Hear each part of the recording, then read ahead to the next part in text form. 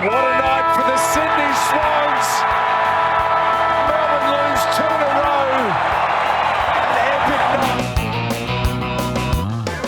night. Hello and welcome to Friday Lines on a Thursday during the finals. I'm your host, Luke O'Brien, aka OB. Friday Lines is brought to you by Little Birdie TV, topsport.com.au, Punting Form and Manscaped, all your essential items for life. Joining me today, as always, is MG. Welcome, MG. How are you, OB? Good to see you. Going well, thank you. And the doyen of rugby league up there in Orange is welcome to you, Toprope. Hello, OB. Hello, MG. Hello, listeners. What a time to be alive. September's here and we are a week away from footy finals. And the smell is in the air, the week away from the second-rate football finals, but the footy finals, the true AFL, true Australian code starts tonight. We'll get to that in a minute. But MG, been a big week for you, mate. How was dinner with Shaq? Yeah, he got left out of Shaq. It was, not a great thing. He apparently was overbooked and underpaid. So, very busy man, the Shaq. So hard to get a hold of. I thought everyone in Melbourne has met Shaq, but you're having dinner with him or something? Is something fell through? Is there a story to that, or am I going to get in trouble here with the Monday Review host? I know you're digging against your friend Nicky, yes, whereas there was a late switch up. A few of us were left out, OB, so nothing new, at dealing with the female variety. It's all one-way street there. So, yes, didn't get looked after. We saw the Shack a few times from afar, but, no secret handshake was given. And from the long to the short, you're going to meet Hasbulla, or is that how's that all going? No. I don't get the Hasbulla thing, but apparently he's big news coming out. Everyone wants to see him, but not my go there. So I'll let him go through to the keeper. God, don't know what the rage is, but two very overexposed people in Melbourne this week are Shaq and Hasbulla. But anyway, we'll get through. We'll get back to the on-field action. AFL finals start tonight, Richmond and Brisbane, which should be a beauty. But a few injuries have sort of crept into a couple of the final sides. Fife out for Freo, Liberatore out for the Dogs. The Lions lose Rayner, Ainsworth, and Lions as well. We've mentioned that one. And then Richmond get Dusty back. Shane Edwards dropped. He'll be the medical sub. I think he's carrying a little bit of a niggle from all reports. Is Edwards? That's why he's been left out. But the action kicks off tonight up at the Gabba. Yeah, looking forward to it. The real stuff starts. So we've had a week off. We had to endure a week of watching rugby league with Toprope, but now we get to start with the real stuff tonight. So, looking forward to it. All 4 contests, I think, are live betting games as well. And we'll just get to some AFLW before we cross to Toprope. We'll keep him waiting. Only joking, Toprope, mate. Bit of news. Joseph Sawali, the teen sensation from the Roosters, is he switching to rugby union on a big $10 million deal? Look, rugby union throwing all the cash. Very reminiscent of another inferior code, the AFL, throwing a lot of money at Israel Folau and Carmichael Hutt to garner some interest. Probably not going to happen, though. Sawali is going to earn plenty playing rugby league, and as the great PVL said, he's going to get pretty bored playing union in front of nobody with rules he does not understand. So, interesting for rugby union. They could have secured him when he was playing rugby union as a kid for pretty much nothing, and have now come back with a $10 million check that's going to end up with egg on the face. So, another win for a sport that is dying at a rapid rate of knots in this country. And the Panthers resting a few this week as well with their eyes on the finals. And then also the Storm have got a little bit of an injury concern with Jerome Hughes out of tonight's game, which we'll get to shortly. But injuries sort of wreaking havoc up in the NRL on the eve of finals as well. Oh, no injuries with the Panthers. They're sweet as a nut. Gavin Cleary's decided to rest his entire team. So not often you see the minor premiers going to the final round 19.5-point underdogs, but here we are. Interesting tactics, though. You probably need a few to get a bit of a freshen up for the finals, but they would expect a freshen up in a week's time as well, you would have thought. Not completely sold on resting your entire team. But the injury to Jerome Hughes is massive. It's completely flip betting on that one. That's seen the Eels firm from $2.05 to $1.65, and they're going to be very hard to beat. Hughes is super important to the way the Storm play football. The depth is an issue, and one of the reasons the Storm have been so successful for so long, they kind of run a stars and scrubs lineup, but the stars never got hurt. Billy Slater rarely hurt. Cameron Smith never hurt. Cooper Cronk never hurt. Well, perhaps out for the year. Jerome Hughes is missing a big game, and it's all on Cam Munster. So, tough situation for the Storm. And we haven't touched on the Dustin Martin video that's come to light, but I don't think we need to. I think it's from 2017, but Cameron Munster's just going through his contacts, making sure nothing gets out there either. But and a bit of golf chaos this week. Toprope, LIV have finally got their man in Cameron Smith, the world number 2, reportedly signing for 140 million Australian dollars. Leishman's also joined. Matsuyama apparently has knocked back 300 million. So they're certainly splashing the cash, and they're starting to sign a few big names. Look, it certainly was partially to do with the money to Cameron Smith. He admitted as much, but he also said, if you read his statement, that he wanted to watch more rugby league with his mates. So Cameron Smith, another great rugby league man, Cameron Smith. 140 million will certainly help. But being able to get out to Suncorp and have a few Forexes with his mates while watching his beloved Broncos, also pretty important for the great man. So well done to Cameron Smith prioritising rugby league. Jeez. It's I liked him up until 2 minutes ago. He can't watch it on his phone, pay TV or anything like that around the world. You can't watch it. It's not on free to air. No one watches it. There's no TV rights deal, so that's why he has to come back to Australia to watch it live. Why would anyone want to watch any code on free-to-air television? Have you seen free-to-air television lately, It is the most disgraceful, disgusting thing around. And the anti-siphoning law should be brought back in to get everything siphoned to pay television. And the US Open's on at the moment as well. The men, not a lot of movement in the men's market. Medvedev at 285-ish. Nadal at $4. Alcatraz, as we call him, at $5.50. And Nick Kyrgios, $6. Easy money. Berrettini at 15 and Sinner at 17. In the women's market, it's Swiatek at $3.75. Coco Gauff at $9. Garcia at $9. Sabalenka 12, Jabeur at 13, and Pegula at $19. Just a reminder, you can get all your odds at topsport.com.au for your US Open. But I'll tell you what, Nick Kyrgios is looking good. Give me a spell, OB, will you? Fair dinkum. You were up and about him at Wimbledon, end up with duck eggs. Didn't get very close, very close. Now you want to chime into him when he's fourth favourite at $6. You can have eights here. I can't see anyone beating him. You can have eights here. You sound like that woman and it was 42 drinks deep. OB. Well, I think she had 700. And now he's complaining last night there was marijuana in the air. Like, if anyone knows there's marijuana in the air, it's probably Nick. But I tell you what, we'll be back in a couple of weeks. No one will beat him. I don't know where you get your mail from. You must have too much money if you think you're going to front up and back Kyrgios every major to try and win one. I'll take the eights, thank you, for a few bottles of Grey Goose. Yes. That will tide me over very nicely. But right now it's time for Friday Lions, brought to you by topsport.com.au, family owned and operated for 35 years. Bet with a bookie you can trust. Bet with topsport.com.au. And the AFL finals kicks off tonight, 7:20, great time slot, up at the Gabba.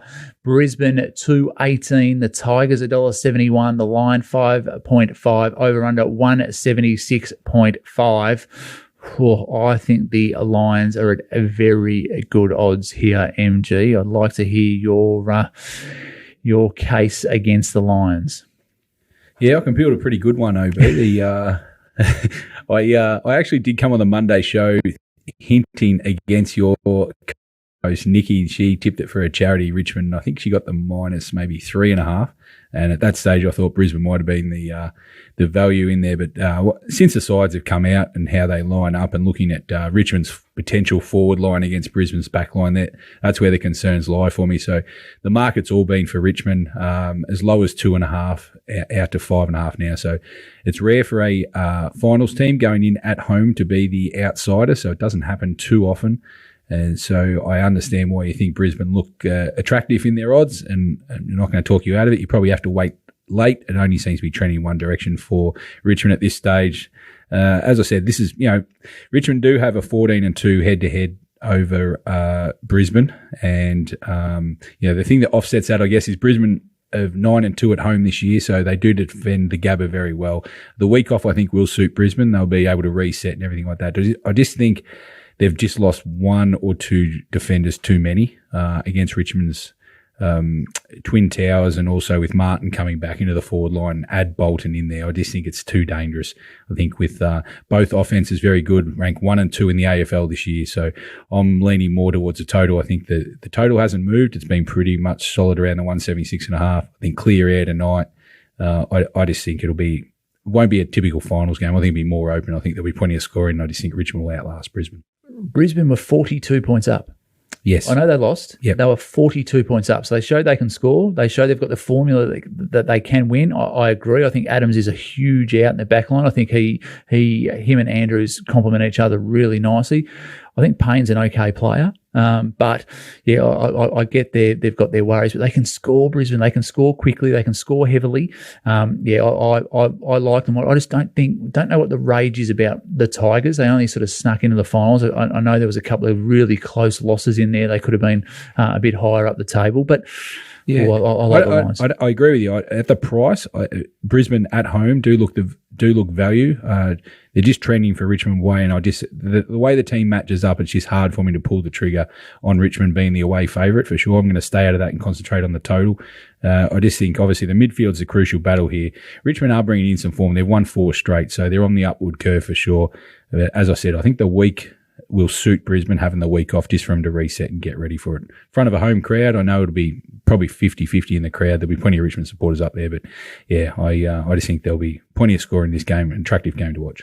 It's been 23 weeks. We won't start agreeing on teams we like now. But the first game of NRL analysis is the game tonight, I think. Is it that on tonight? Toprope, Parramatta and the Storm. Parramatta $1.67, the Storm $2.24, the line -3.5, over under 42.5. Yeah, it certainly is on tonight, OB, and we'll... You'd imagine a nation will be watching. Top 4 spot on the line. Parramatta against Melbourne. It's amazing. No one knows when it's on because no one cares. No one on this show knows when it's on. The rest of Australia know when it's on. It's they say Melbourne's a bubble. Hard to believe, really.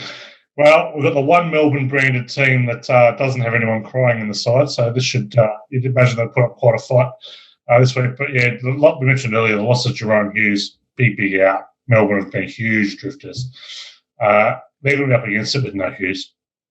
This will be the first time they've missed the top 4 since 2014. Just the second time they've missed it in a long time. I think nearly in the better part of 16, 17 years. So if they get rolled here, Parramatta actually look pretty good coming into this game anyway. They won their last 3, covered their last 4 against the Storm. Covered 5 of 6 to the Dog, 12 of 6 against the number off scoring 20 plus. But the big angle here is teams off scoring 50.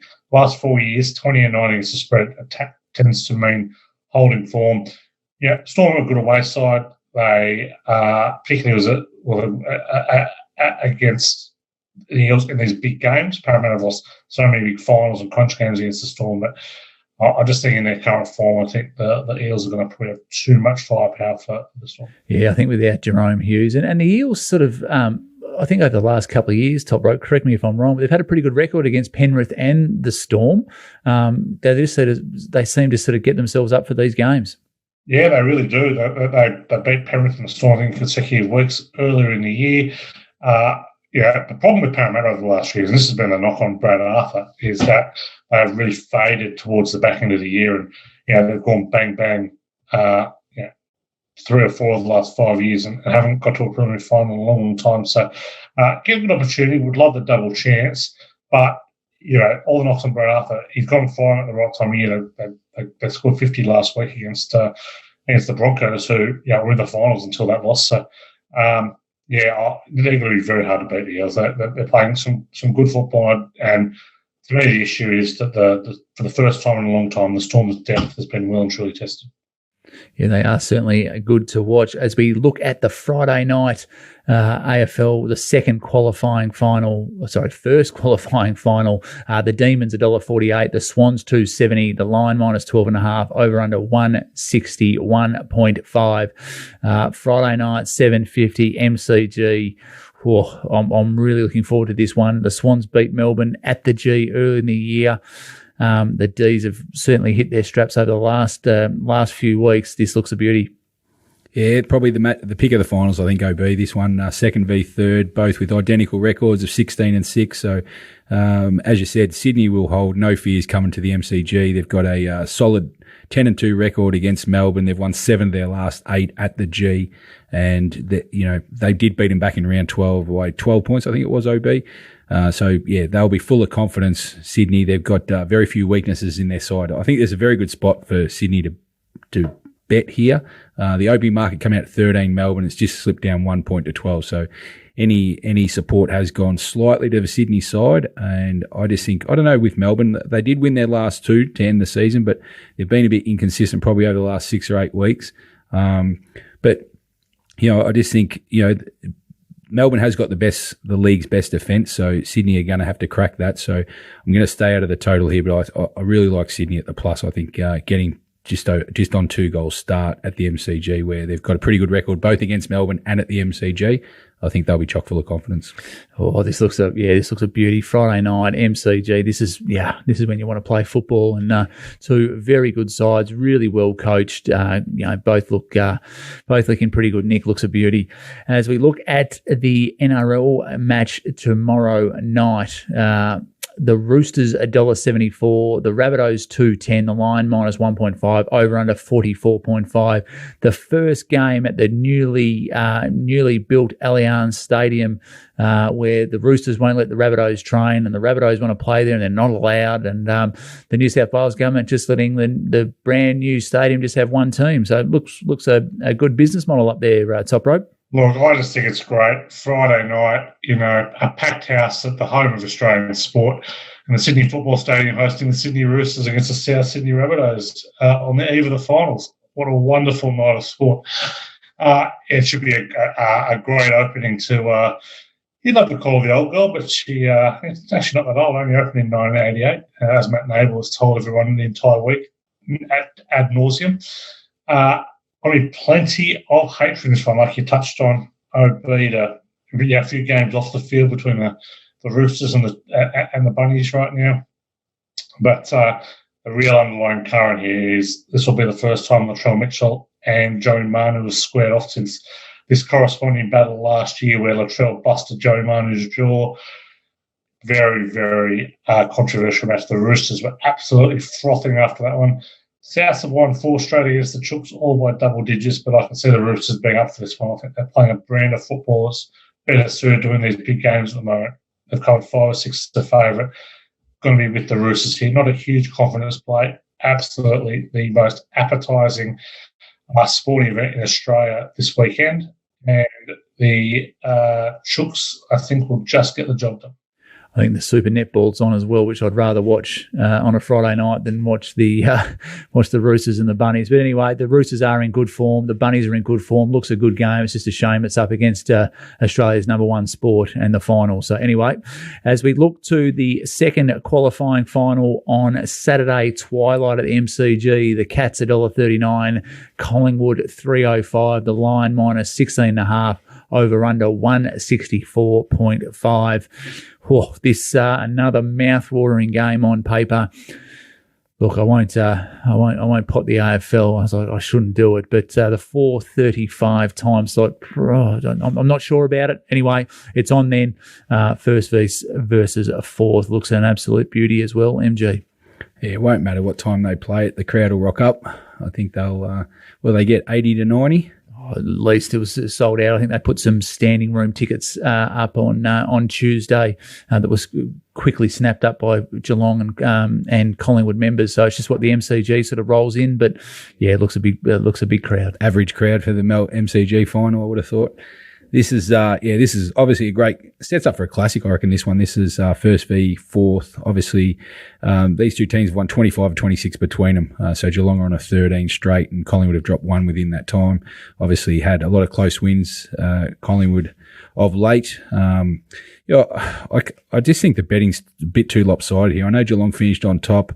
They wouldn't be happy to draw Collingwood at the G. Collingwood have won their last 9 straight at the MCG. I know they've won a lot of close ones, but they're so used to playing at the MCG, so used to playing in finals like atmospheres. I was there for the Carlton Collingwood one 2 weeks ago, and it's not going to get any more fever pitch than that. And Collingwood, even though they've got some young players, they just seem to handle it because they do it more often than not. So I think it's a great spot for Collingwood. I think it's a big plus to start with. I'm keen on the plus. We sent it out earlier, I think plus 17 or plus 18. It's just come back to 16 now.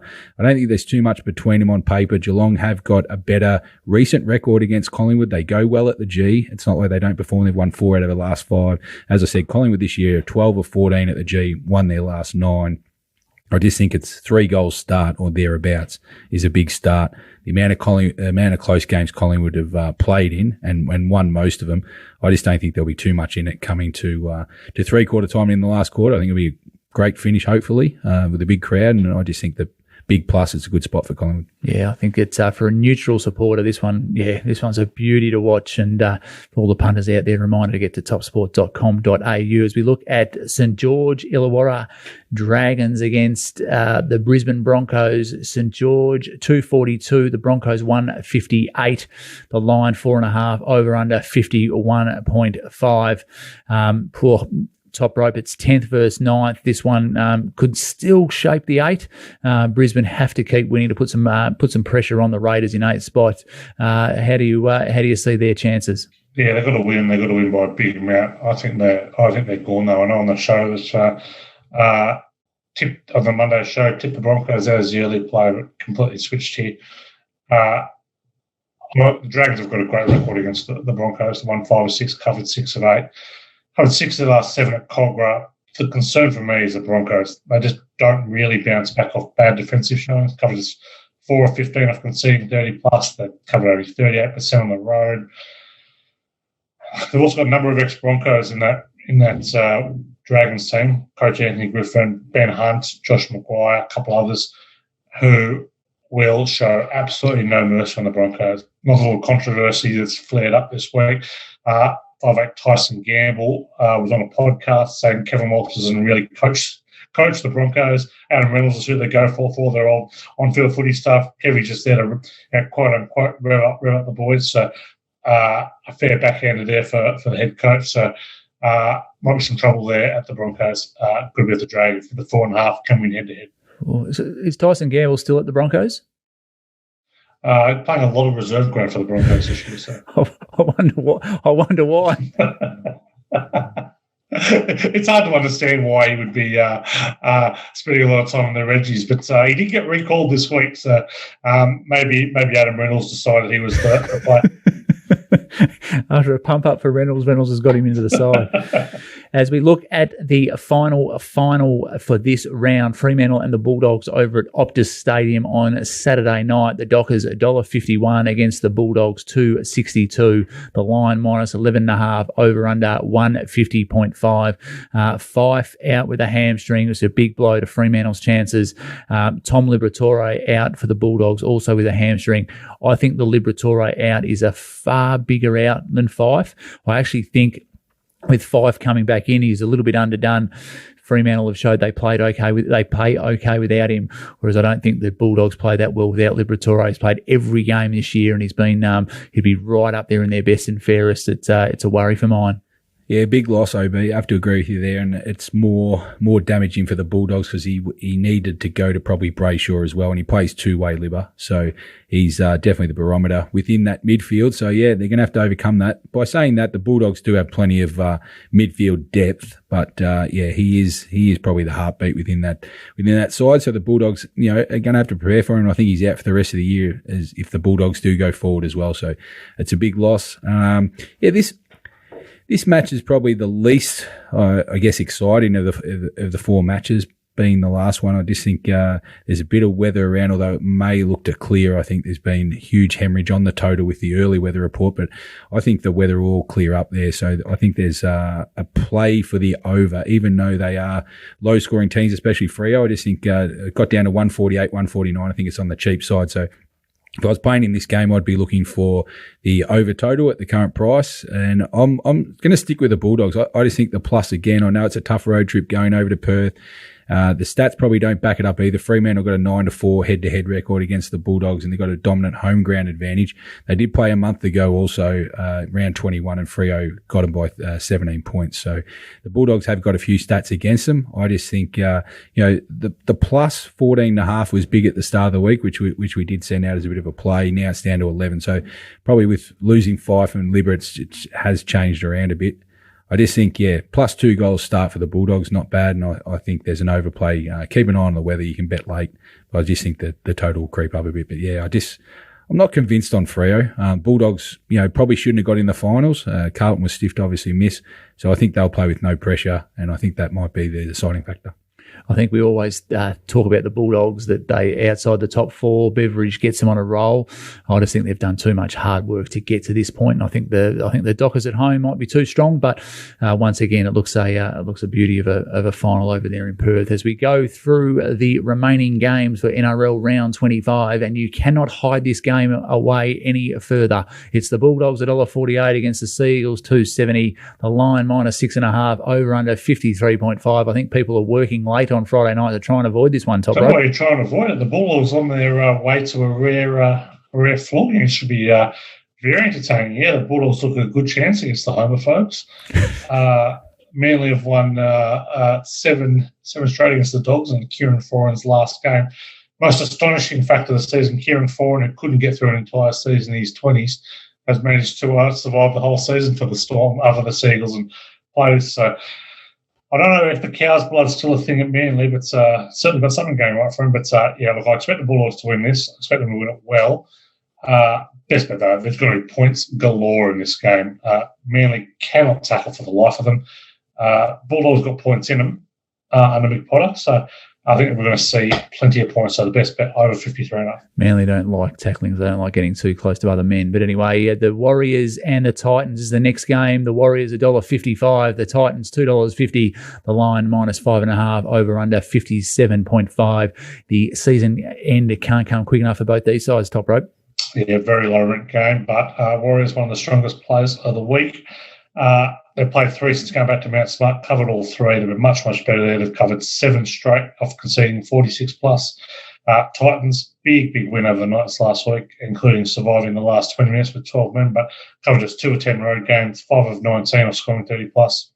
Give me the Warriors. As we look to the Cowboys and the Panthers, this game has been flipped on its head. The Cowboys $1.11, the Panthers $6.90. The line -19.5, over under 47.5. As we've mentioned earlier, the Panthers have arrested almost their entire side here. It looks all the Cowboys, and it's probably better beware in this one, Toprope. It's always better beware, but it's never better don't bet. So there'll be something here. Look, the Cowboys really win this by as much as they want. Will it be over 19.5? Will it be under 19.5?